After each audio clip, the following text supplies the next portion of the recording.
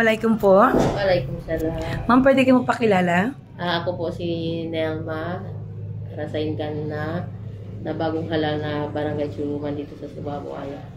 Siya si Sulu. Ma'am, pwede kong may kwentuhan kung ano po yung latest update dito sa ating barangay. Paano po kayo namumuhay dito at ano po pangunahing kabuhayan ng mga constituents dito? Minsan, yung iba na nangingisda, fishermen lang man yung kadalasan dito. Kabuhayan first na anong kabuhayan nila. Minsan, yung iba naman, siguro, mga tindahan, mga sari-sari store, ganyan. Tsaka yung noon, sister ko pa man yung, yung barangay Chuluman. Pero, kasali din ako doon sa mga sumusuport sa kanya. Pero ngayon yung first na namin, siguro doon sa footbridge namin kasi nahihirapan talaga kami sa mga footbridge. Wala na kaming kahoy pang pang repair. Ilang meters pa po yung kailangan natin at ilang sitio pa po yung dapat natin lagyan ng footbridge? Marami. Yung sitio doon sa Punduhan, isa. Dito sa may fisheries, yung papuntang fisheries, isa. At saka yung dito sa may, papunta ba yun sa mga mosque ni Imam Ibrahim? Yun. Marami pa. Kaso lang dati, yun sa sofas ba yun siya? Sa US 8 ba yun? Kaso lang kahoy. Di tulad noon yung galing, dating barangay, si Nixon Sangtula. May project na tumating dito, galing US 8, pero siya? Concrete siya. Cement talaga siya. Pero ngayon yung dati, 2016 ba yun ata? Kahoy, yung program nila. Kaya nga na madaling masira. Ilang beses na namin ni-repair, pero parang hindi na kaya ng budget. Yung 20% namin parang naubos na rin doon. Iba pa yung mga, minsan may mga namamatay. Sana nga, muna lang tumutulong din kami. Pero minsan, marami talaga mga problema dito sa community namin. First, problema dito, tubig. So, ano po yung plano nyo para dito sa ating water system para sa inyong barangay? May tubig doon yung pinsan ko na naghingi kami ng tulong sa kanya. Kung pwede, gawin namin yung source. Magpa-free water kami pero doon lang sa malapit sa barangay post. Kasi hindi namin kaya na i-sustain lahat na lagyan ng tangke or to. Isa lang yung tangke namin doon. Kung minsan, pag wala silang pangluto or panligo ng mga student, pwede sila kumuha ng kaya nila. Maski panla pa, basta doon lang talaga sila kumuha. Hindi talaga pwede yung ba yan? Yung gagamit ng hose, papunta doon sa pamilya nila. Baka mag-selos yung iba. Kami, bakit siya lang, kami wala. Pero dito sa mosque, siguro, i-maintain na lang namin dito sa mosque namin.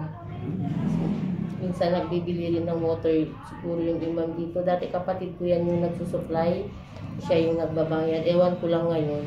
Kasi yung yung ilaw, electricity, galing sa barangay na yung payment. Kami na yung nagsussustain ng electricity nila dito sa mosque. Isang mosque, hindi naman. Kasi 3 mosque yan dito sa amin. Meron doon kay dito banda.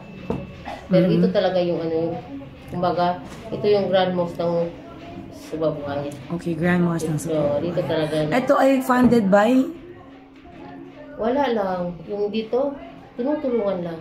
Lahat kayo dito? Oo, jamaa. Minsan, pag may mga problema na nag-repair din sila sa barangay, kung ano yung i-repair or kung anong kailangan. Pero, mostly, yung mga jamaa dito, ano pa po yung gusto nating iparating or ingin para sa ating mahal na Mayor, Congressman kay Mayor Boy Musan, kay Congressman Munir Arbison at kay Gov Sakurtan? Sana matulungan lang kami especially sa footbridge. Yun lang talaga yung concern namin sa footbridge.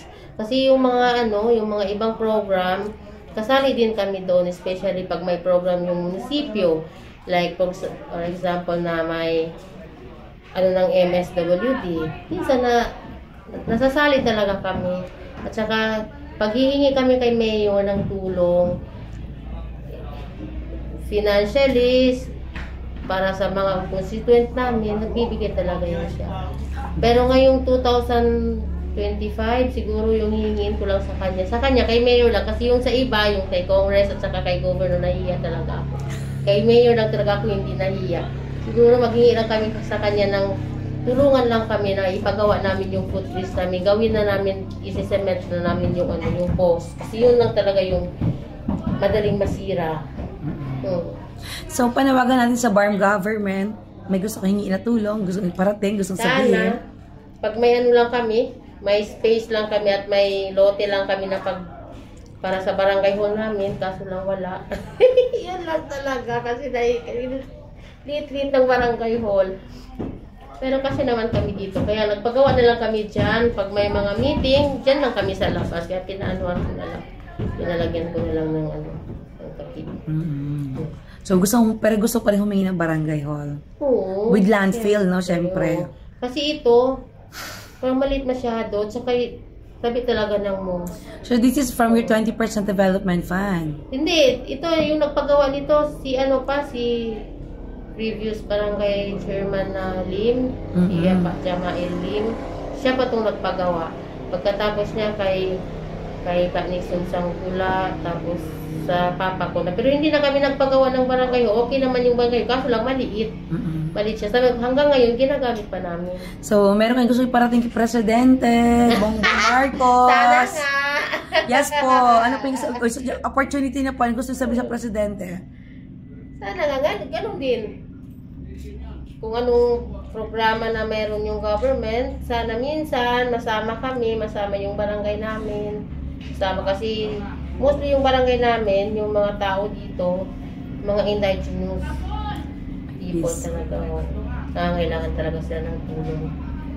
Especially sa education. Minsan maraming mga indigenous people na hindi na nakaka-enroll. Minsan may free naman yung mga enrollment dito. Kasi yung sa kanila ba, dapat marunong ka talaga ano sa kanila na para mag-eskwela sila. Yun lang. Wow. Yun lang po? Yun lang.